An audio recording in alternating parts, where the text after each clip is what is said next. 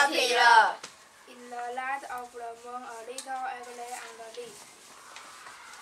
One Sunday morning, the warm sun came up, and popped out of the egg came a tiny and very hungry caterpillar. He started to look for some food. On Monday, he ate through one stick, but he was still hungry. On Tuesday, he ate through 2 hamburgers, but he was still hungry. On Wednesday, he ate through 3 French fries, but he was still hungry. On Thursday, he ate through 4 watermelon, but he was still hungry.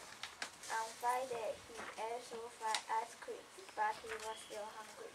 On Saturday, he ate through banana, pizza, onion, donuts, pecan, pudding, strawberry cake, salad, lemon, tomato. The next day had a stormy egg. The next day was Sunday again.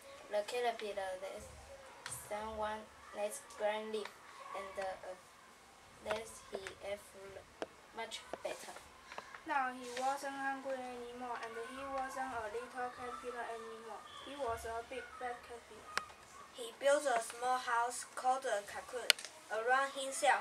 He stayed inside for more than 2 weeks. Then he nibbled a hole in the cocoon, pushed his way out, and he was a beautiful butterfly.